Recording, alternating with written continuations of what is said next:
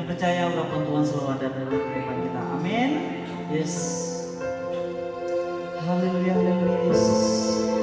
Terima kasih Tuhan, terima kasih Roh Kudus atas kebaikan-Mu dalam hidup kami Tuhan, atas penyertaan-Mu hingga kami saat ini, bukan karena kuat gagah kami, tapi melainkan karena kasih kemurahan Tuhan selalu nyata atas kehidupan kami. Terpujian Engkau Bapa, ucap syukur atas berkat-Mu melimpah atas kehidupan kami Bapa. Kami datang beribadah puji menyembah-Mu di tempat ini Tuhan. Kami yakin dan percaya urapan kuasa Roh Kudus Tuhan selalu nyata atas kehidupan kami. Dan kami tabiskan dan memulaikan ibadah raya Bapa jumpa ulun hanya dalam satu nama, Yesus Kristus yang berkuasa, Raja di atas raja segala raja. Terima kasih Bapa, hanya dalam nama Tuhan Yesus kami dalam berucap syukur. Haleluya, amin. Yesus.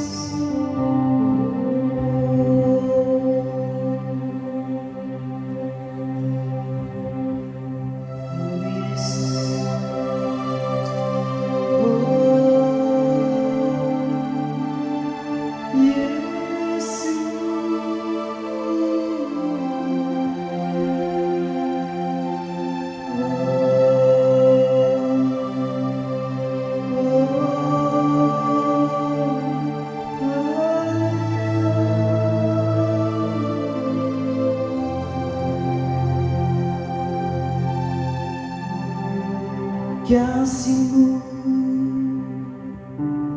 selalu ada untukku, takkan lepaskanku. Hatiku tunggu berpegang padamu, memandang wajah-Mu.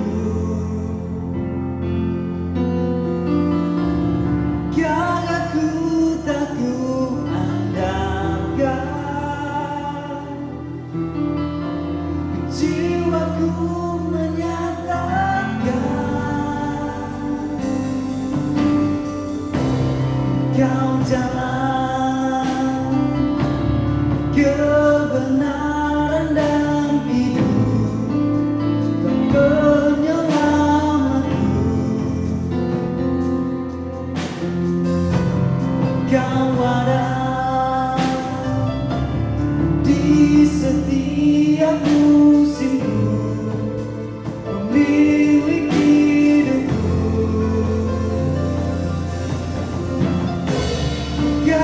Ku takut andalkan,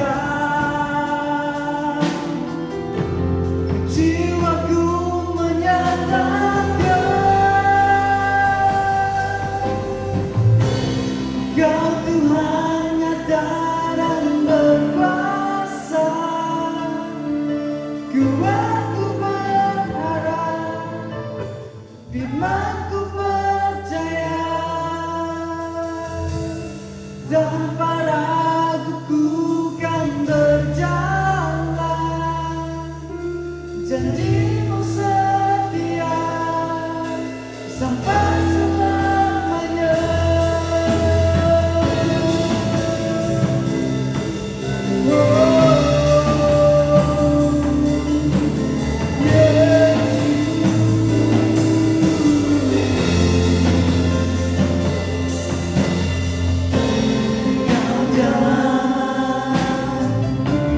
Kebenaran dan hidup, Kau penyelamatku.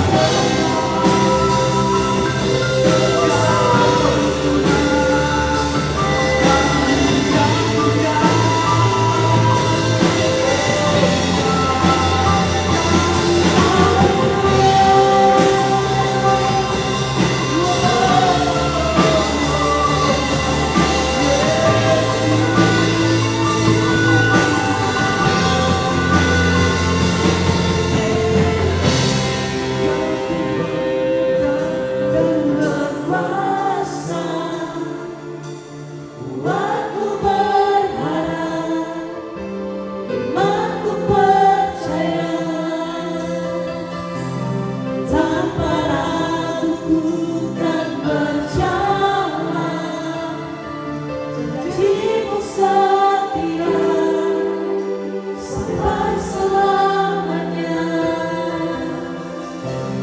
Kau Tuhan nyata dan berkuasa,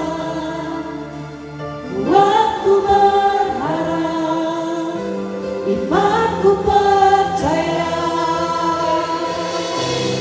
tanpa ragu ku kan berjalan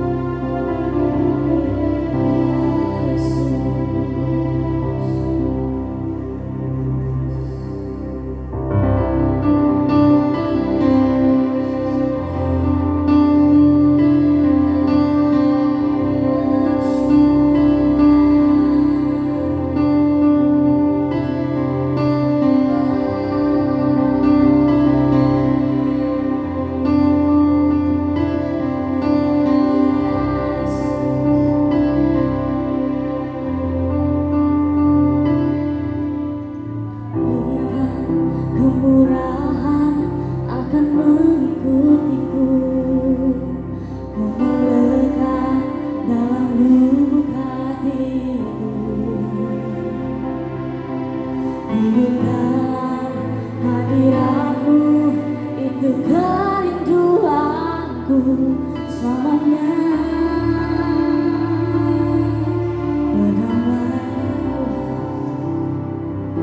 Kedamaian, sukacita terpancar di wajahku, kau melekat pada dasar jiwaku. Melakukan kebenaran agar kehendakmu saja terjadi.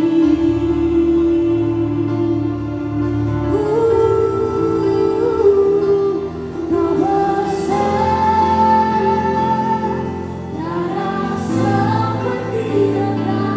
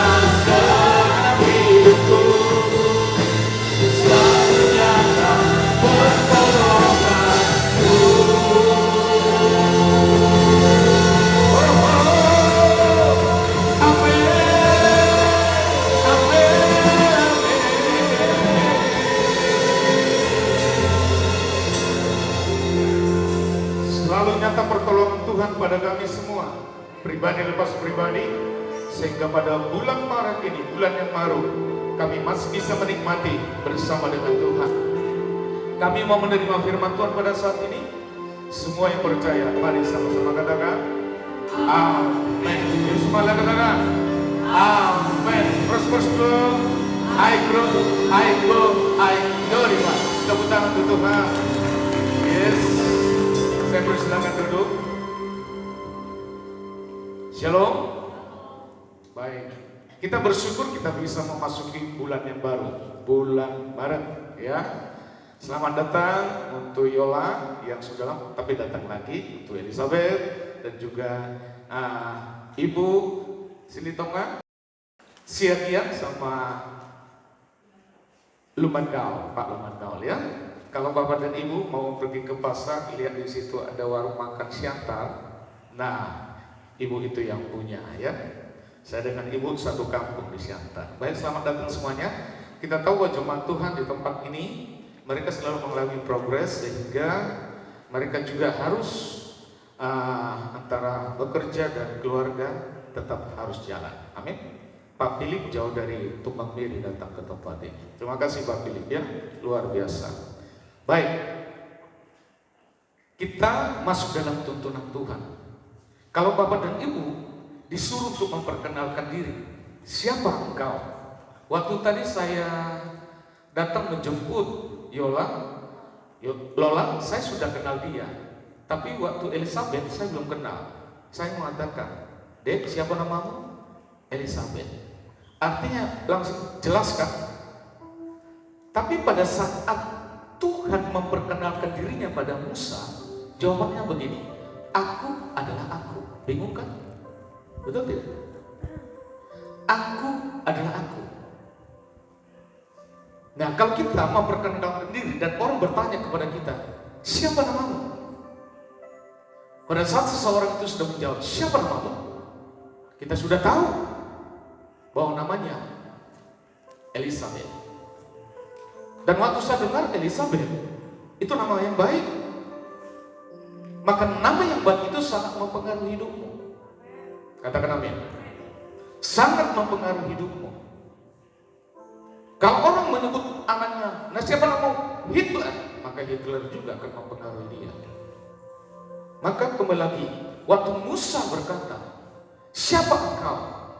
Ini pertanyaan Musa waktu dia ada di padang Media. Semak belukar terbakar. Waktu terbakar, Musa melihat sekeliling, tidak ada yang membakar. Dia melihat selatan, timur, barat, tidak ada manusia. Tapi waktu Musa sudah mau mendekati semak belukar yang terbakar tadi, suara Tuhan turun. Musa, lepaskan tali kasurmu. Musa berkata, siapa kau? Nah, jawabannya Tuhan begini, aku adalah aku. Dan saat itu Musa bingung, siapa aku adalah aku? Sangat membingungkan.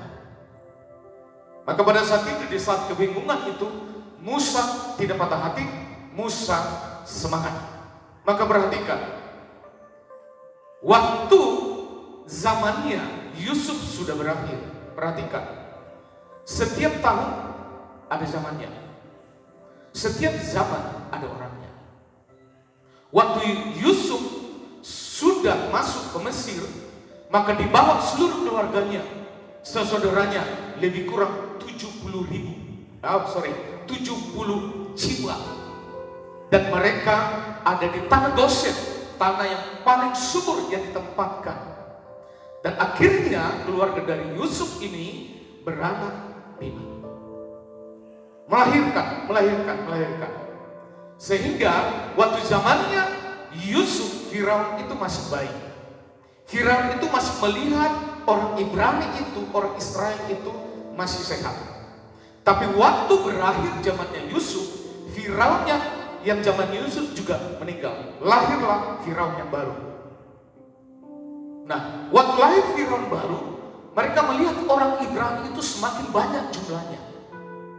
Maka Firaun yang baru ini, dia mulai bingung, dia mulai stres. Bagaimana nanti orang Ibrani, orang Israel ini kalau mereka memberontak, itu berarti kami orang Mesir akan mati di tangan mereka. Nah, pada saat Firaun di zamannya Musa ini, dia ambil keputusan. Dia ambil keputusan, diberitahukan kepada dua bidan. Dan saat itu di kitab Keluaran, di situ tertulis bidan itu sangat banyak, tapi yang Tuhan pilih hanya dua bidan.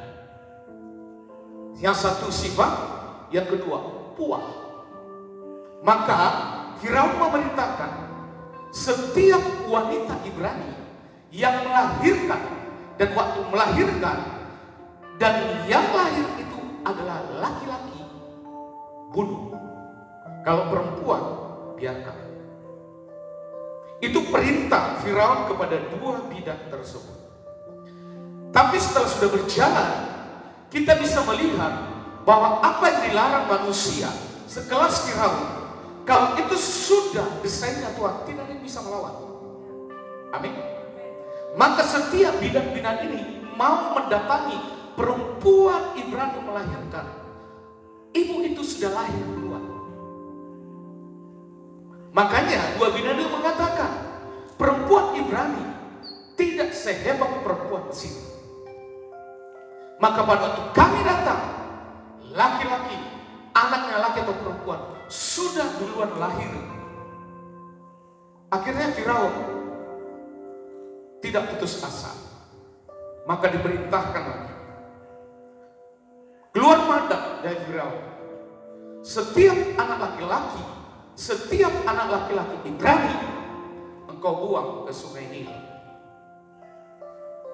Maka diperintahkan, maka banyak sekali anak laki-laki Ibrani yang lahir dibuang ke sungai Nil. Tapi lihat, rencana Tuhan tidak pernah batal. Katakan amin. Rencana Tuhan tidak pernah tertunda. Katakan amin. Maka lihat, ada dua imam, ada dua dari suku Lewi, laki dan perempuan, melahirkan namanya Musa. Nah, bapaknya Musa suku Lewi, mamanya Musa suku Lewi. Dan saat perintah itu diberikan, diberitahukan, Musa saat itu berusia masih 3 bulan. Maka perhatikan, kakaknya Musa perempuan itu waktu membuat Musa dalam satu ranjang, bahkan dihanyutkan melalui sungai Nil. Siapa yang tahu waktunya Tuhan? Ternyata putri Firaun lagi mandi di sungai Nil. Waktu dilihat keranjang itu, maka putri Firaun mengatakan kepada pembantunya, tolong ambil itu. Nah, pembantunya itu ternyata kakaknya Musa, kakak perempuannya. Setelah diambil, putri Firaun pun melihat anak ini sangat cantik. Tapi kalau kitab Ibrani mengatakan anak ini sangat elok rupanya. Nah, kata elok di situ bukan lagi berbicara terhadap fisik, tetapi rohnya sangat elok. Akhirnya perempuan ini tadi, Firaun ini tertarik, maka diambil. Itu artinya Musa itu artinya yang diambil dari air. Halo? Amin? Amin? Nah, setelah itu apa yang terjadi? Kakaknya perempuan tadi menawarkan kepada putri Firaun, maukah putri Firaun saya carikan inang yang bisa menyusui? Datang putri Firaun, setuju, tolong carikan. Maka kakaknya perempuan ini mendatangi mamanya Musa. Jadi mamanya Musa lah yang menyusui Musa di Mesir. Dan saya yakin percaya, waktu orang tua ibunya Musa ini lagi menyusui, saya yakin Musa akan selalu ditabur dengan firman. Amin. Akan selalu ditabur dengan firman sampai akhirnya lepas dari Asih. Tetapi ibu daripada Musa itu masih tetap ada di situ. Perhatikan, Musa memiliki usia 120 tahun. Nah, 120 tahun ini kita bagi saja 40 tahun pertama Musa ada di dalam Mesir. Dan dia mendapatkan seluruh fasilitas, seluruh kenyamanan. Pendidikan yang paling tertinggi Musa dapatkan di Mesir. Karena dia satu sisi orang Ibrani, tapi satu sisi juga dia putranya Firaun. Nah, selama 40 tahun saat itu dilihat bahwa tentara Mesir, serdadu Mesir itu lagi berkelahi dengan orang Ibrani. Nah, setelah itu perhatikan, Musa pun darah dagingnya tadi yang orang Ibrani itu keluar kembali. Dilihat bahwa perlakuan yang tidak adil itu, akhirnya Musa membunuh orang Mesir ini, ditanam di dalam pasir. Perhatikan, Tuhan tidak menyuruh Musa untuk membunuh orang Mesir. Amin. Halo, amin. Tapi akhirnya perhatikan yang kedua, waktu orang Ibrani berantem dengan orang Ibrani, adu mulut loh, adu mulut. Orang Ibrani dan orang Ibrani. Yang tadinya kasusnya Musa, orang Ibrani dan orang Mesir. Musa gak terima, dibunuh itu orang Mesir. Nah, akhirnya suatu ketika Musa juga melihat orang Ibrani berantem dengan orang Ibrani, berantem. Datanglah Musa di situ, didamaikan orang Ibrani ini. Niatnya Musa sangat baik, tapi yang dua orang ini mengatakan, apakah kau jadi juru hakim buat kami berdua? Akhirnya Musa pun terpelongo. Bukankah kau yang membunuh orang Mesir itu? Akhirnya juga Musa ketakutan. Ternyata ada yang mengetahui. Nah, waktu diketahui, maka Firaun pun mengetahui hal itu. Maka Firaun pun mengeluarkan mandat lagi, diperintahkan supaya Musa ditangkap dan dibunuh. 40 tahun di Mesir, semua fasilitas didapat. Tetapi oleh tindakan sendiri salah, dia membunuh orang Mesir. Akhirnya 40 tahun usia Musa ada di padang Median. Perhatikan, ada di padang Median, bukan lagi di Mesir. Waktu 40 tahun yang kedua di padang Median, perhatikan, dia duduk di sebuah sumur. Akhirnya dia bertemu dengan seorang imam di Median itu. Dan waktu Musa melihat perempuan-perempuan Median ini lagi memberikan kambing dombanya minum, gembala-gembala yang lain itu mengganggu perempuan-perempuan ini. Maka Musa pun dengan hati yang baik tadi membela perempuan ini. Diusirnya semua gembala-gembala laki-laki yang tidak baik tadi. Akhirnya perempuan ini melapor ke orang tuanya. Ada yang menolong kami, seorang laki-laki. Akhirnya orang tua perempuan mengatakan, di mana dia? Suruh datang ke rumah dan berikan makan. Perhatikan, waktu Musa hidup dalam ketakutan, waktu Musa hidup dalam ketakutan, dia takut dikejar-kejar terus. Bahkan dia ada di padang Median. Musa tidak pernah berpikir hidupnya akan berkelanjutan. Tapi waktu Tuhan yang terbaik itu dipertemukan dengan imam, anaknya imam perempuan di situ. Karena begitu senangnya imam ini, perhatikan, maka Musa pun diambil jadi mantunya. Waktu Musa mendapatkan bonus pasangan hidup, diberikan anaknya satu, saya lupa namanya.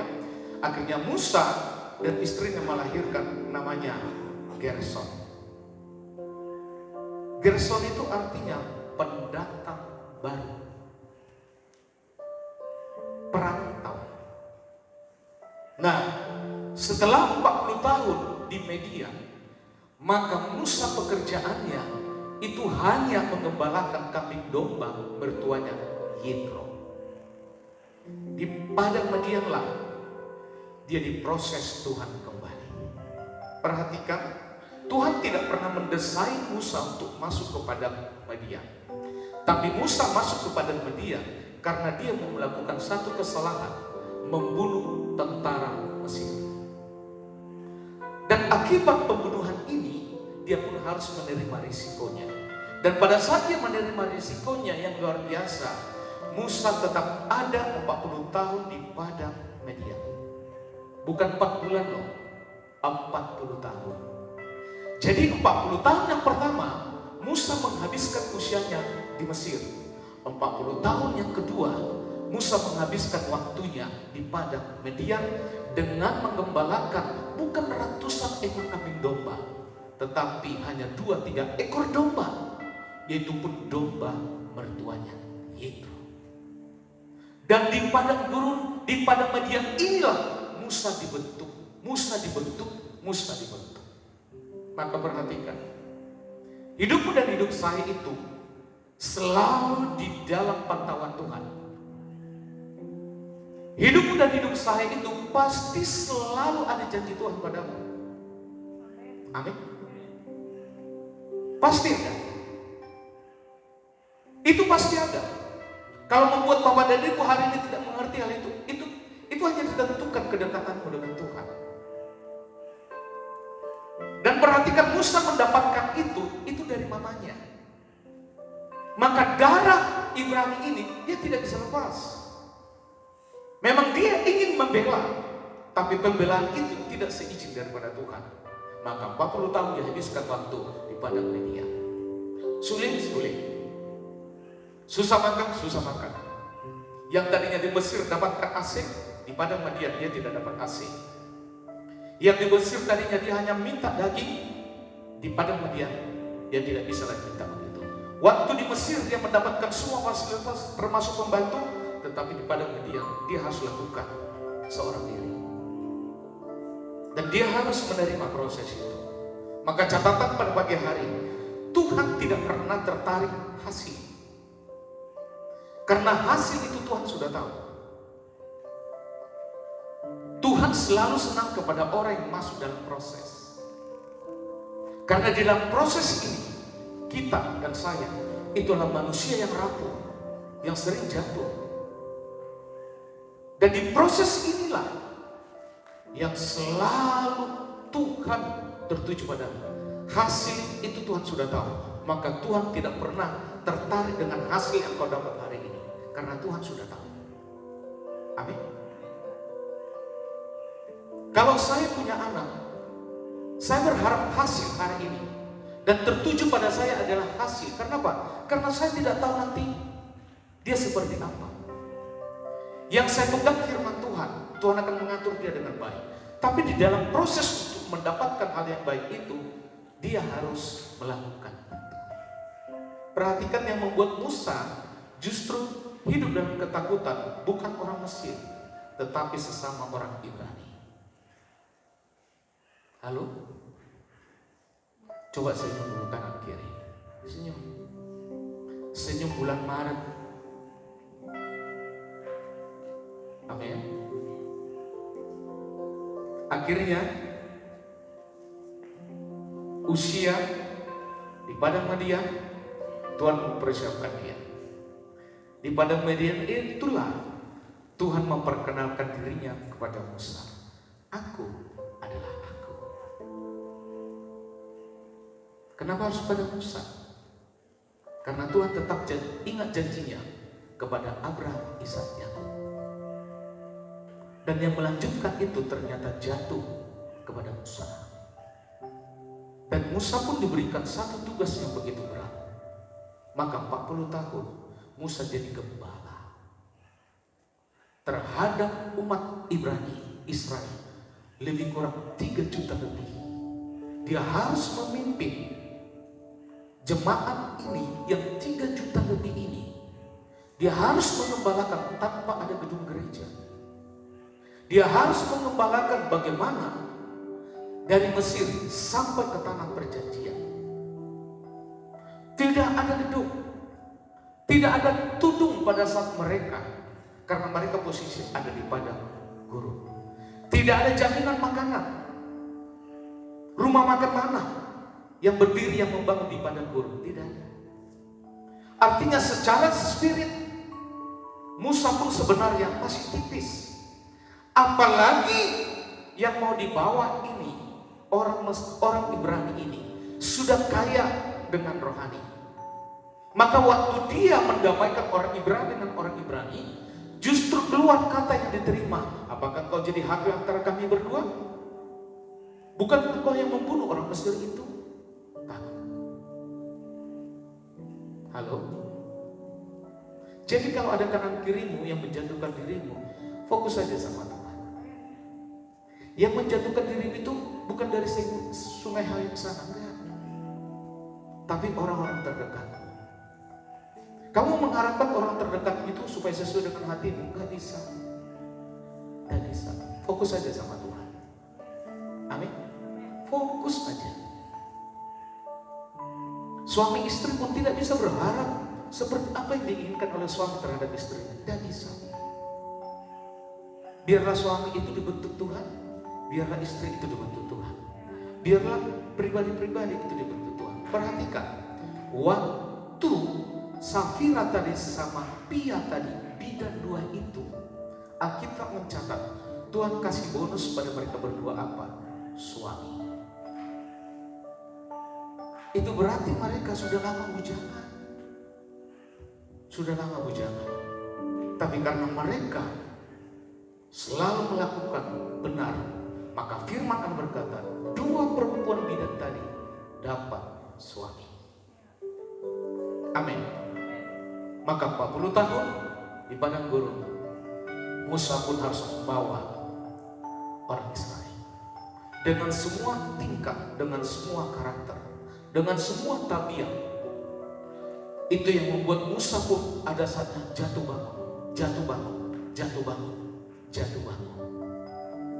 Perhatikan sehingga di titik yang terakhir kesabaran Musa pun itu akhirnya roboh. Karena setiap orang Israel ada waktu pada saat dia mau makan, dia selalu ingat masa lalu. Di Mesir kami selalu ada makanan, tapi di padang gurun ini kami selalu kekurangan. Waktu Musa sudah memberikan jaminan bahwa 40 tahun selalu ada daging buat mereka. Burung puyuh. Padahal kalau catatan secara kesehatan, burung puyuh itu penyebab paling tertinggi pada manusia adalah kolesterol. Dan mana? Itu tingkat gulanya sangat tinggi. Tapi perhatikan, orang Israel tidak pernah mati gara-gara burung puyuh tadi. Orang Israel juga tidak pernah mati di padang gurun gara-gara buah tadi. Karena itu langsung dari surga. Gak perlu ada tim yang memasak. Mereka hanya begitu aturan saja. Kalau hari Senin sampai hari Jumat, apa yang kau dapat hari ini gak boleh dibawa pulang, gak boleh simpan. Dan namanya manusia, dia sudah kenyang, mau dibawa lagi. Mungkin saat itulah mereka, maka kita sampai sekarang kalau ke pesta, mungkin saat itu mereka ambil plastik kali ya. Jadi yang lihat mana itu, itu dimasukin ke plastik. Tuhan sudah ngomong jangan. Akhirnya sampai di rumah besoknya busuk semua kan. Tapi kalau hari Sabtu kata Tuhan, bawa 2 kali lipat. Supaya apa? Supaya hari Sabtu engkau tidak terlalu capek lagi untuk bekerja. Tidak perlu capek lagi cari makan. Karena 2 kali lipat makanan yang kedua itu buat hari Minggunya. Dan waktu mereka bawa 2 kali lipat setiap hari Sabtu, daging dan buah, mana tadi tidak ada yang busuk. Itulah yang mereka harus lakukan tanpa bekerja. Mereka hanya berjalan saja menuju visi yang Tuhan berikan. Tapi mereka sedikit kurang bersungut-sungut, sedikit kurang ngomel-ngomel, sedikit kurang bersungut-sungut. Akhirnya Musa pun, mereka saat itu minta air. Waktu Musa memukul batu perintah Tuhan pada dia, pukul batu itu. Air pun keluar.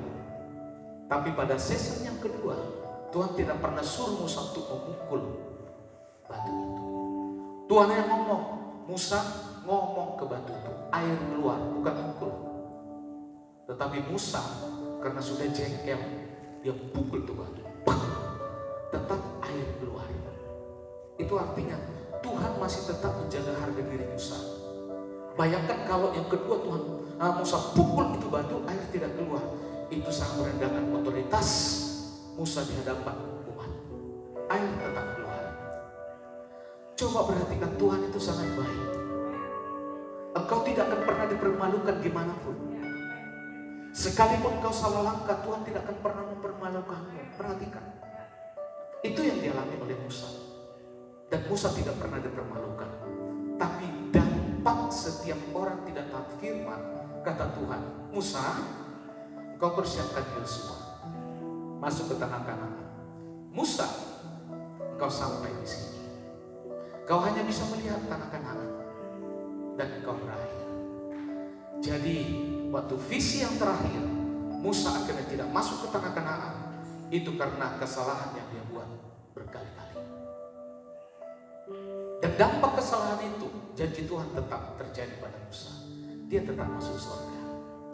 Jadi dari surga lah Musa melihat tanah perjanjian. Dan Yosua yang melanjutkan. Setiap zaman ada orangnya. Setiap orang ada zamannya. Amin. Nah, hidup kita, siapa yang percaya hidupnya 90 tahun, angkat tangan. 90 tahun sehat, kuat. Bukan 90 tahun ada di tempat tidur, bukan. Tapi dia tetap sehat. 90 tahun, angkat tangan dulu. Amin. Jangan setengah-setengah. Kalau setengah-setengah berarti setengah dari 90 berapa ya? Hah? 45 setengah ya. Kalau setengah, tinggi-tinggi. Ayo lagi. Amin. 90 tahun Bapak dan Ibu dan saya sehat, kuat, makmur, panjang umur. Ingat, hidup kita kalau 90 tahun itu hanya dibagi 3 saja. 30 tahun. Siapa di sini sudah 30 tahun? Angkat tangan. Di bawah 30 hari di bawahnya. Siapa usia 30 tahun hari ini? Oh, luar biasa. Ternyata semua sudah senior ya. Nah, Bang Oden sudah lebih ya? Oh, belum? Di bawah 30. Nah, di bawah 30 angkat tangan. Nah, halo, angkat tangan dulu. Di bawah 30. Nah, Ibu Elisabeth di bawah 30. Oh, bukan ya. Halo, ingat. Kalau 90 tadi kita bagi 3, 30 tahun. 30 tahun, 30 tahun. Kalau Musa tadi 40 tahun, 40 tahun, 40 tahun. Nah, kalau saya sudah tahap yang kedua, dan saya yakin di sini di atas 30 tahun. Coba angkat tangan. Nah, di bawah 60 tahun angkat tangan. Nah.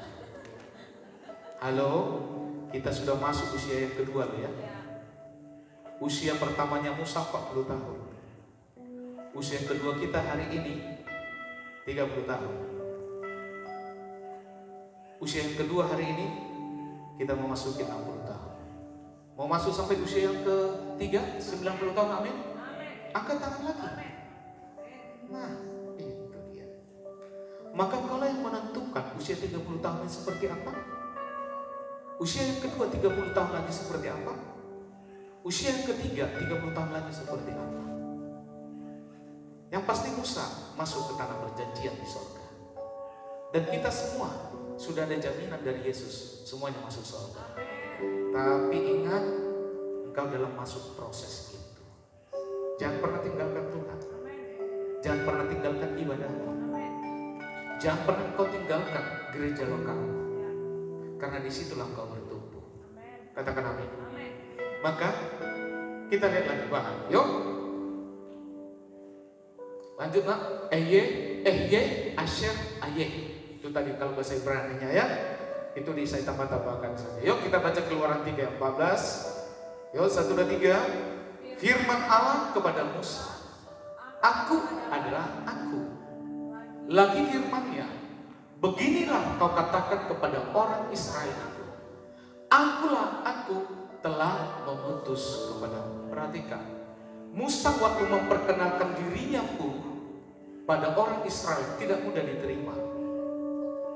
Maka waktu Musa pun memperkenalkan Tuhan kepada umat Israel dengan bahasa seperti ini, itu lebih sulit.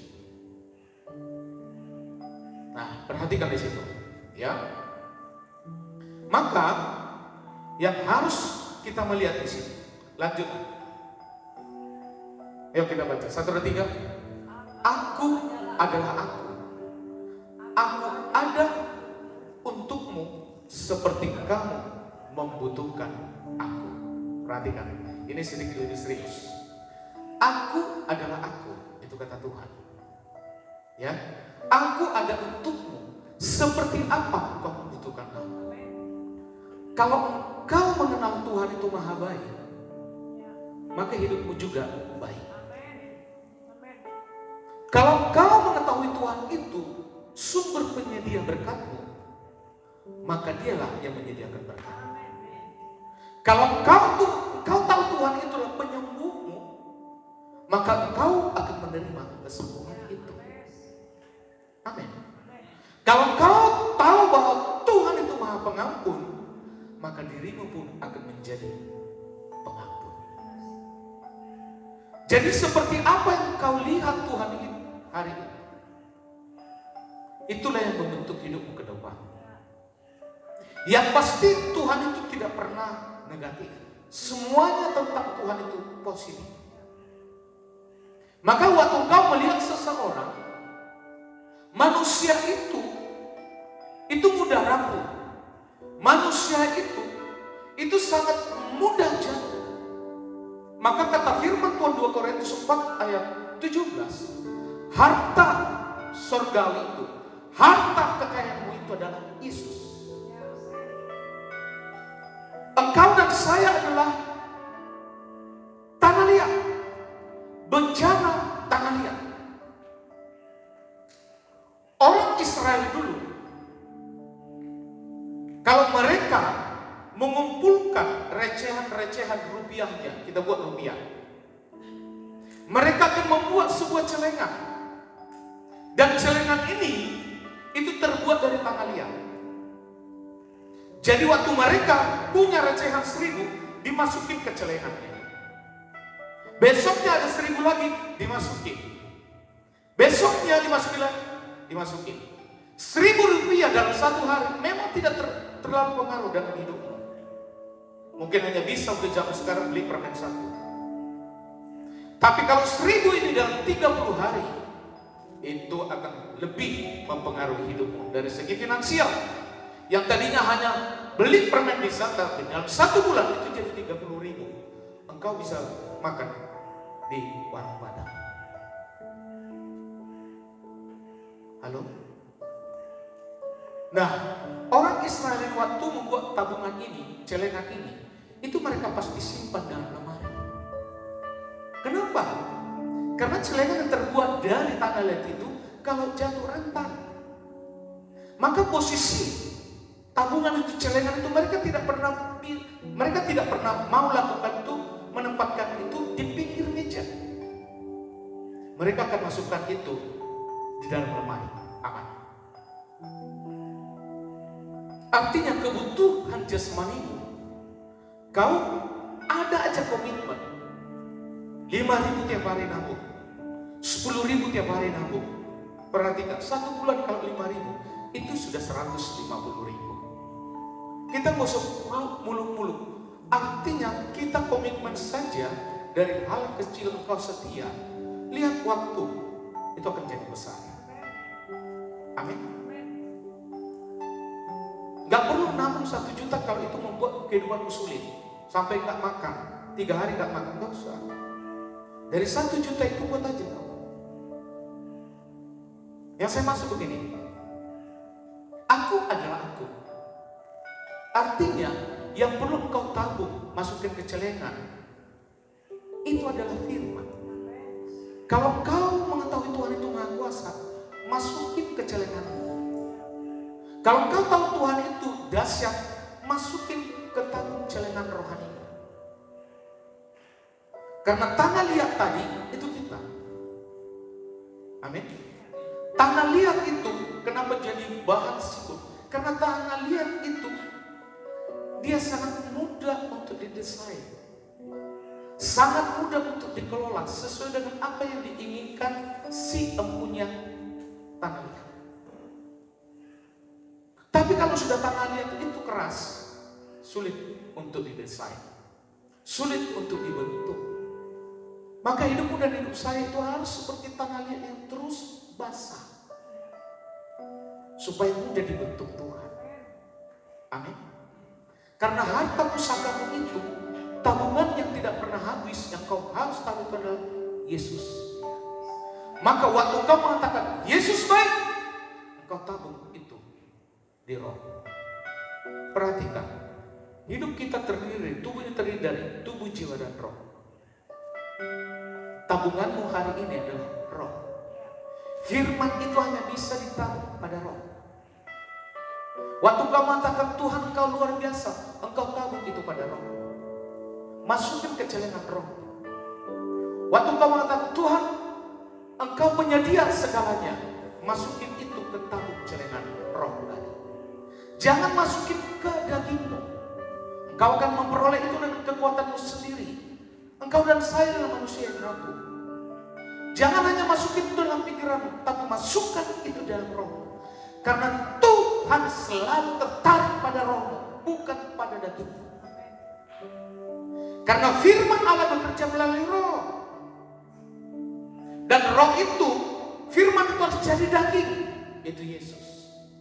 Maka sempurnamu secara fisik dan saya, itu sempurna dalam Yesus.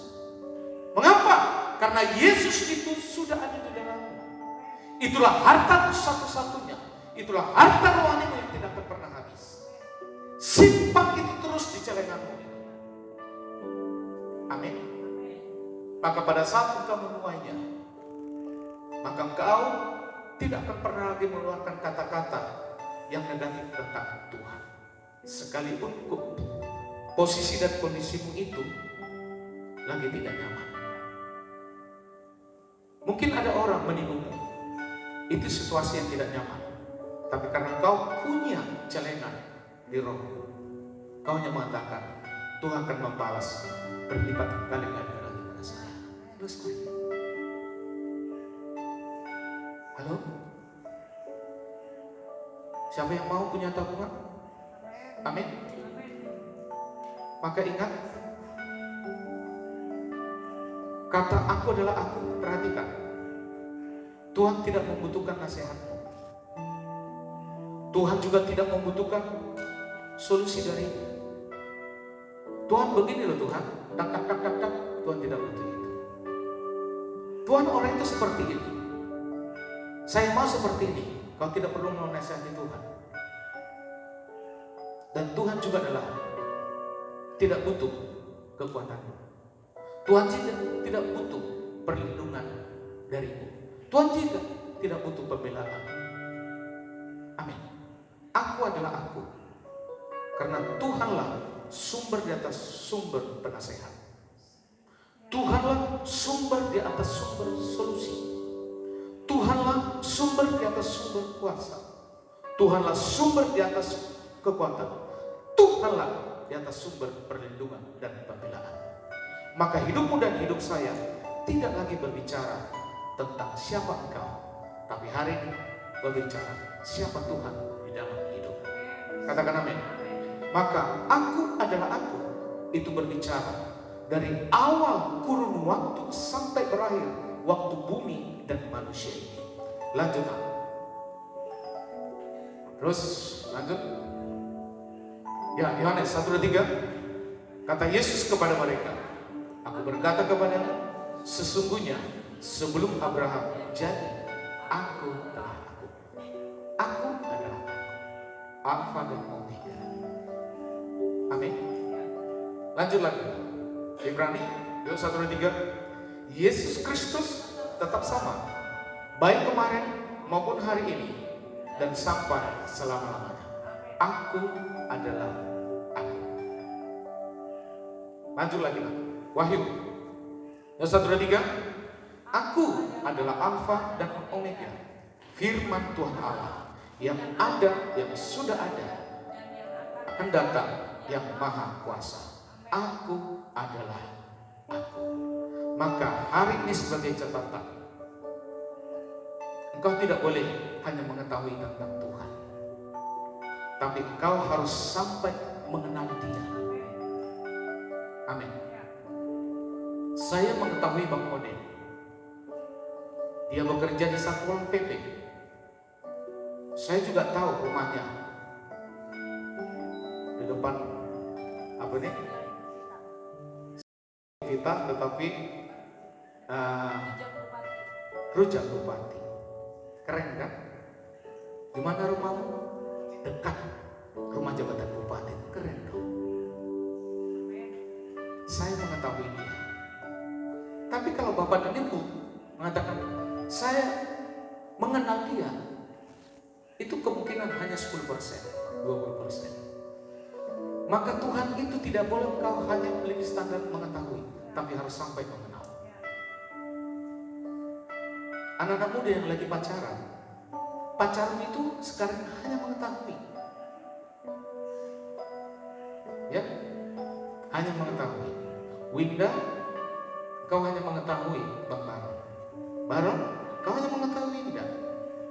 Supaya nanti lebih mengenal, waktu kau sudah menikah, baru ketahuan semua. Yang tadinya duduk manis, kalau sudah mengenal, gak ada lagi duduk manis. Kakak-kakak begini aja. Banyak orang Kristen hanya mengetahui Tuhan, tapi tidak mengenal. Maka hari ini kita harus mengenal Dia. Amin. Dari mana? Dari ibadah. Dari mana? Baca firman. Dari mana? Kau menyembah Dia. Gak muluk-muluk mengenal Tuhan dengan yang terbaik. Kita semua makin berdiri. Haleluya. Amin. Haleluya. Yesusku, Engkau ada bersamaku di setiap musim hidupku. Tak pernah Kau biarkan ku sendiri.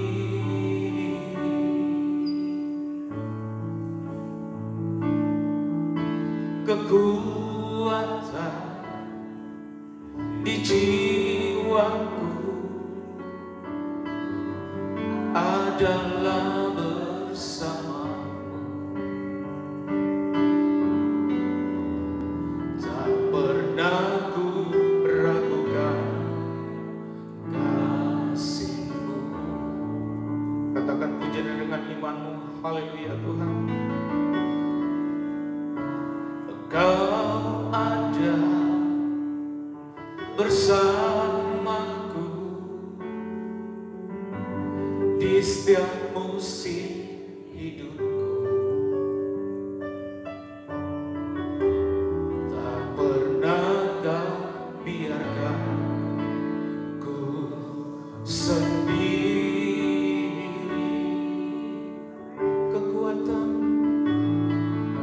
Kekuatan di jiwaku adalah bersamamu. Tak pernah ku ragukan kasih-Mu. Bersama katakan amin Tuhan. Bersamamu Bapa, ku lewati semua perkenanan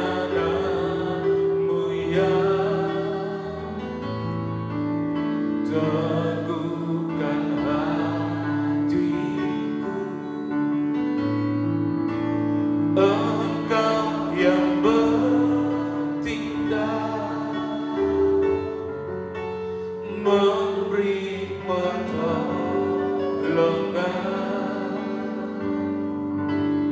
anugerah-Mu besar melimpah bagi. Mari sembah Dia 1-2 menit. Haleluya Tuhan. Tuhan baik, Yesus baik, Yesus ajaib, Yesus mulia. Keagungan, kemasyuran hanya padamu. Oh, biarlah kami Tuhan selalu dalam tuntunan ajaib Bapa di setiap musim hidup kami. Haleluya. Engkau akan selalu bertindak dan memberi pertolongan. Haleluya, haleluya, haleluya. Amin, amin. Terima kasih Tuhan. Bersama-sama katakan lagi, Engkau ada bersamaku di setiap musim hidup. Tak pernah Kau biarkan ku sendiri.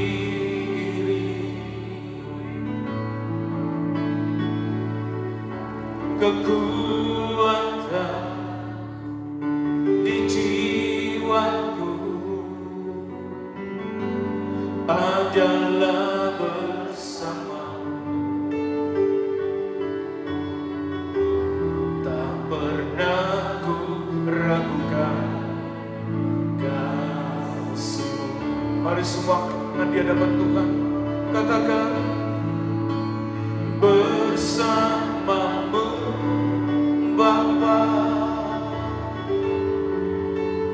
ku lewati semua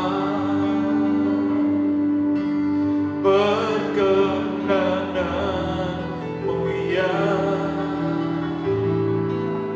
teguhkan hatiku. Engkau yang bertindak, memberi pertolongan, anugerah-Mu besar melimpah bagiku. Lagi katakan, amin. Yes. Bersama-Mu Bapa,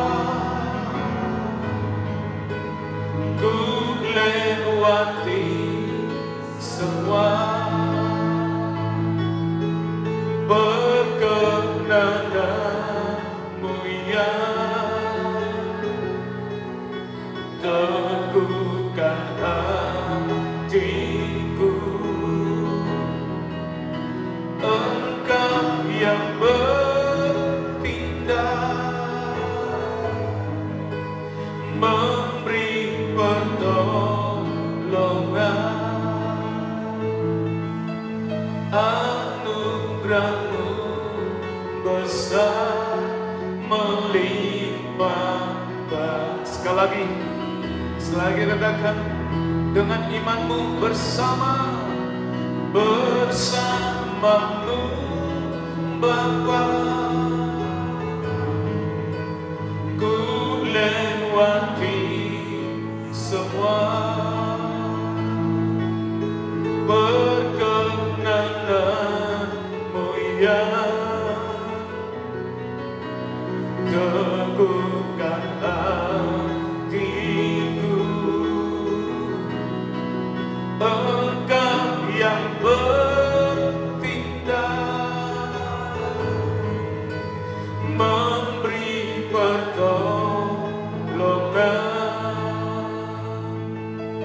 Anugerah-Mu besar melimpah bagiku. Anugerah-Mu besar, anugerah-Mu besar melimpah bagiku. Oh, anugerah-Mu, anugerah-Mu, anugerah-Mu besar melimpah bagiku. Mari semua angkat roti lebih tinggi dari atas kepala kita. Tuhan sudah memberikan tubuhnya sempurna padamu dan pada saya, dan harus mati di kayu salib.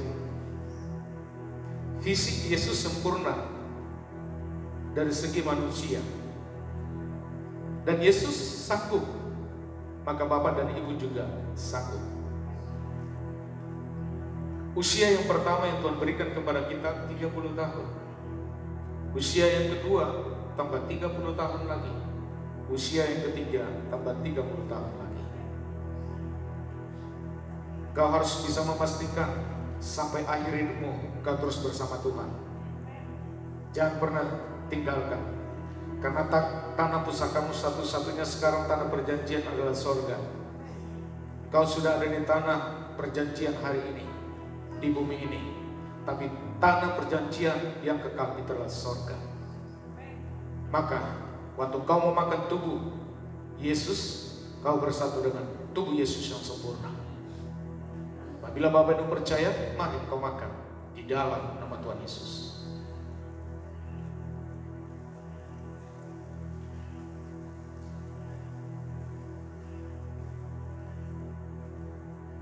Mari semua angkat cawan anggur lebih tinggi dari atas kepala kita. Darah Yesus berbicara nyawa. Bapa di surga memberikan anaknya satu-satunya, dan Yesus pun memberikan nyawanya untuk Bapak dan Ibu dan saya. Nyawa itu sudah sempurna, dan hidupmu sudah sempurna dalam Yesus. Waktu engkau bersatu dengan darah Yesus, maka kau juga bersatu dengan darah Yesus. Apabila Bapak Ibu percaya, waktu engkau meminumnya, segala sesuatu yang tidak mungkin, ada sakit penyakit di dalam darahmu, tubuhmu hari ini, Yesus sembuhkan, Yesus jamah, Yesus buang jauh dari tubuhmu hari ini.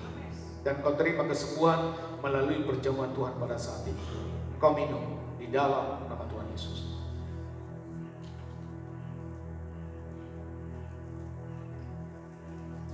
Haleluya Tuhan. Kami sangat bersyukur Bapa atas firman Allah pada saat ini. Diberkati seluruh jemaat Tuhan yang sudah menerima tuntunan firman pada saat ini. Aku adalah aku. Dan firman itu sudah jelas, aku itu adalah Yesus. Maka kau tidak butuh lagi Tuhan yang lain. Kau tidak butuh lagi nama yang lain. Nama di atas segala nama adalah Yesus. Yesus sudah menemukanmu dan Yesus sudah menemukan saya. Itu berarti tidak pernah salah. Maka percayakan hidupmu, percayakan keluargamu, percayakan anak-anakmu hanya pada Yesus, dan percayakan masa depanmu hanya pada Yesus. Tidak butuh lagi yang lain. Terima kasih Bapak, diberkati suami, diberkati istri, diberkati semua anak-anak dimanapun mereka berada.